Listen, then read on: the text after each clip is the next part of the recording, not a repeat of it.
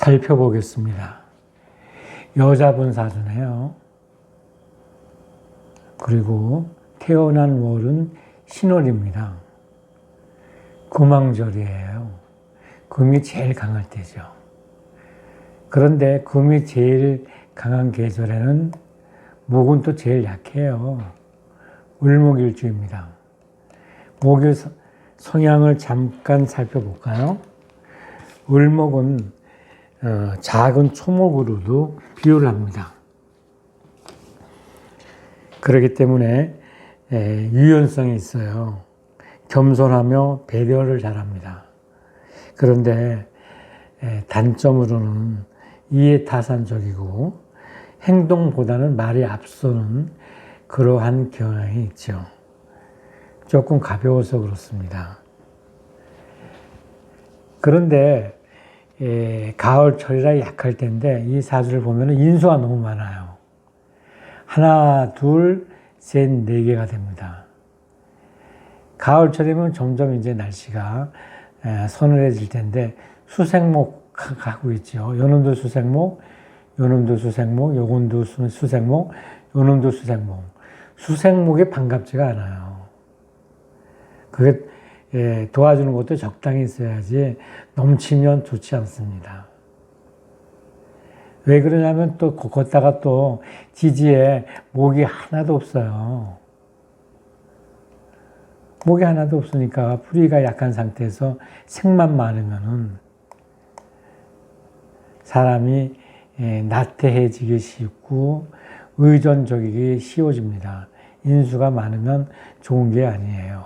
그래서 요 인수 물기운은 기신에 해당이 됩니다. 근데 이거 신금도 다시 금생수를 하네요. 물이 늘어나잖아요. 그러니까 요 신금도 기신에 해당이 돼요. 요거 을이고 요거는 경금이니까 경금이 숨어 있으니까 요거 정관이거든요. 정관은 여자 사주에 있어서 남편에 해당이 되기도 하고 또 남자에 해당이 되기도 하고 그렇습니다. 이렇게 관성이 기신이면 남편 복이 약하다는 것으로 해석을 합니다. 또 인수가 너무 많으면 이거는 도리어 불리해지잖아요. 그러니까 사람이 좀 도움을 많이 받으니까 게을러지기가 쉽죠.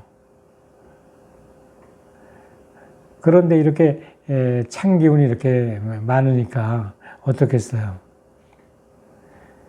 따뜻한 기운이 필요하겠죠? 따뜻한 기운은 여기 오화입니다. 오화를 어쩔 수 없이 용신을 해야죠. 약해도. 그러면 아까 관성은 남편 복에 좀 약하다고 그랬잖아요. 목생화입니다. 요거는 식상이에요. 식신이에요. 여자 사주에 있어서 식신은 자식에 해당이 됩니다. 자식복도 약합니다. 요 인수도 너무 많다 보니까 기신이라고 그랬잖아요. 그러면 인덕이 또 약해요. 복이 좀 많이 약한 것 같네요. 그런데 이렇게 수가 많으면 반드시 요걸 견제해 주는 것이 필요하거든요. 견제해 주는 것은 토기기운입니다. 지금 여기서 수가 천간으로 2개 나왔으니까 이거는 저기 비가 쏟아지는 현상이에요. 근데 지지에도 해자가 또 있잖아요. 그러니까 비가 많이 내리는 현상이에요. 그러니까 물 때문에 아주 골치를 썩는. 그러면 토기운이 나타나가지고 토국수해야 될 거 아니에요. 근데 토기운은 아예 없어요. 토기운은 을목일주한테는 재성이 해당이 됩니다. 목국토하니까. 재성은 재물에 해당이 되잖아요. 근데 이거를 재성이 구름 역할을 하면서 이 물이 비가 내리지 못하도록 토국수 해줘야 되는데 없어요. 토가 하나도 없어요. 그러니까 제 복도 약하고 남편 복도 약하고 자식 복도 약하고 그렇습니다. 그러면 대운을 한번 살펴볼까요? 그래도 초년에는 그래도 따뜻한 운으로 왔어요. 그래서 편안했다고 그럽니다. 대운이 상당히 중요합니다. 사주가 이렇게 빈약한데도 우운이 이렇게 좋게 들어오니까 초년은 편안했대요. 그래서 오운에 한 25세쯤 돼가지고 결혼을 했다고 그럽니다. 결혼을 했는데, 이제 그 다음이 결혼한 다음부터 문제가 생긴 거예요. 사회충을 합니다.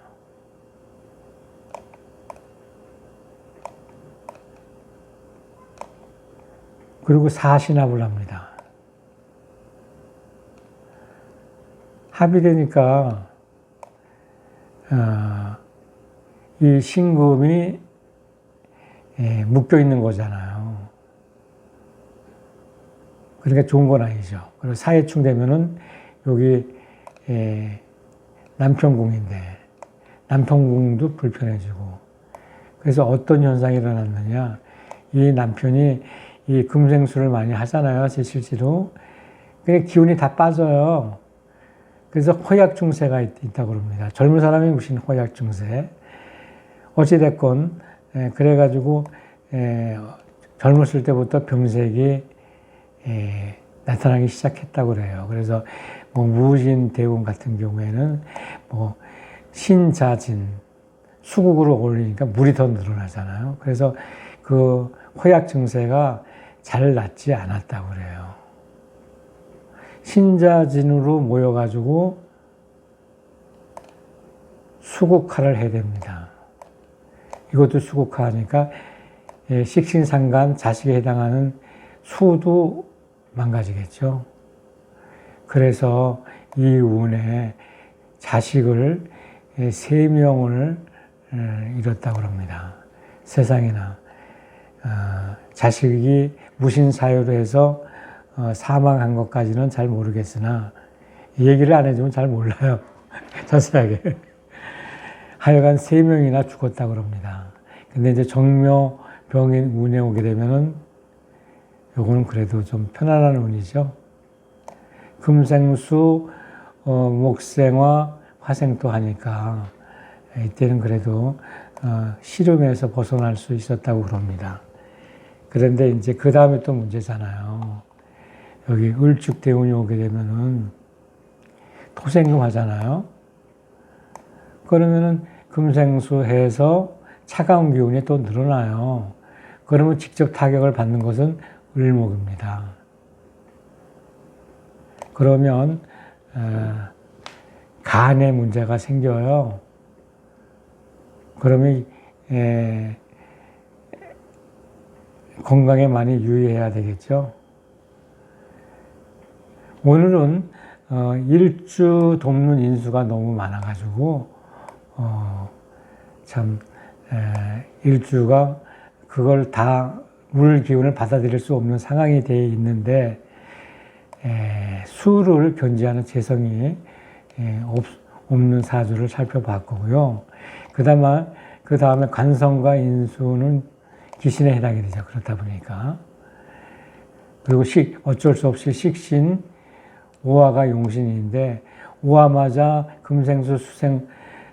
금생수한 이 물이 수국하니까 오화도 어쩔 수 없이 많은 피해를 입게 돼가지고 자식 문제에 있어서 근심과 걱정, 슬픔이 많이 생겼다고 하는 그러한 사주를 살펴보았습니다.